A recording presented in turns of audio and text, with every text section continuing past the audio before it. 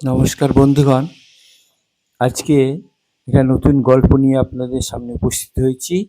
সেই গল্পের নাম নরমের যজ্ঞ। রাজা দীননাথ ফের নরমেধ যজ্ঞ। সেই দাপর যুগের ঘটনা। দাপর যুগে রাজা দীননাথ একজন শক্তিশালী বিষ্ণু ভক্ত ও যজ্ঞকারী রাজা ছিলেন। তিনি নিঃসন্তান ছিলেন, যা তাকে খুবই দুঃখ দিত। তিনি ঋষি গালবকে জিজ্ঞাসা করলেন, কোন ধর্মকর্মের ফলে পুত্র লাভ হয়? গালব বললেন, নরমের যজ্ঞ, মানুষকে বলি দিয়ে যজ্ঞ করলে সুন্দর গুণসম্পন্ন সন্তান লাভ হবে। রাজা জিজ্ঞাসা করলেন, কেমন মানুষকে বলি দেওয়া যাবে? তখন গালব ঋষি বললেন, যে মানুষ সুন্দর শরীর, মনোরম মুখ ও সকল বেদশাস্ত্রে পারদর্শী, সেই যজ্ঞের উপযুক্ত হবে। খোড়া, কালো বর্ণের বা মূর্খ ব্যক্তি উপযুক্ত নয়। রাজা দূতদের পাঠালেন। তারা দেশ, গ্রাম, নগর ঘুরে উপযুক্ত ব্যক্তি খুঁজতে লাগলেন। অবশেষে তারা দশপুর নামক এক ব্রাহ্মণ প্রধান দেশে পৌঁছালেন। সেখানে কৃষ্ণদ্বিজ মানে কৃষ্ণদেব ওরফে নামে এক বিষ্ণু ভক্ত সদাচারী ব্রাহ্মণ থাকতেন। তার স্ত্রী ও 3 পুত্র ছিল। রাজার দূতেরা কৃষ্ণদ্বিজকে বললেন, আমাদের দেশের রাজা নিঃসন্তান, নরমেধ যজ্ঞের জন্য এক পুত্র চান।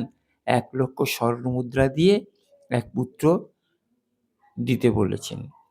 না দিলে জোর করে নেবেন বলে হুমকি দিলেন। রাজার দম্পতি অত্যন্ত দুঃখিত ও ভয় পেলেন।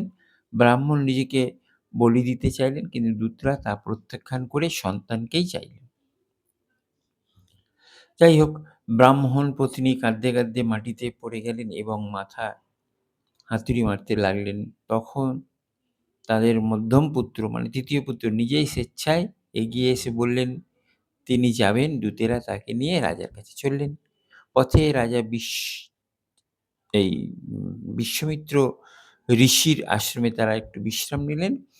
সেইখানে বিশ্রাম নেওয়ার পর বিশ্বমিত্র দয়া পরবশ হয়ে দূতদের বললেন ছেলেটিকে ছেড়ে দিতে। যখন সমস্ত ঘটনা জানলেন, দূতেরা রাজার আদেশের কথা বলায় বিশ্বমিত্র রাজসভায় উপস্থিত হলেন। রাজাকে বিশ্বমিত্র বললেন, নরমেধ যজ্ঞ ছাড়াই, শুধু পূর্ণাহুতি দিয়ে মানে নরমেধ যজ্ঞ ছাড়াই যজ্ঞ করলে পুত্র লাভ হবে। রাজা রাজি হলেন। যজ্ঞ সম্পন্ন হলো এবং বিশ্বমিত্র ছেলেটিকে নিয়ে দশপুরে ফিরিয়ে দিলেন। ব্রাহ্মণ দম্পতির চোখ বন্ধ হয়ে গেছিল কান্নায়। ঋষির কৃপায় তাদের দৃষ্টি ফেরালো এবং তার পুত্রকে দেখে তারা অত্যন্ত আনন্দিত হলেন। কিছুকাল পর রাজা দীননাথের এক সুন্দর রাজোচিত গুণসম্পন্ন পুত্র লাভ হয়েছিল। এই হলো গল্পের শেষ। যিনি ধন ও জীবন দিয়ে ব্রাহ্মণকে রক্ষা করেন, তিনি বৈকুণ্ঠ লাভ করেন। এই কাহিনী শ্রবণ ও পাঠ করলে বিষ্ণু লোক প্রাপ্ত হয়। গল্পটা কেমন লাগলো আপনারা কমেন্ট মাধ্যমে জানাবেন এবং ভালো লাগলে প্রচুর লাইক শেয়ার করবেন। এবার আমার সঙ্গে থাকবেন এবং আমাকে সাবস্ক্রাইব করতে ভুলবেন না। নমস্কার।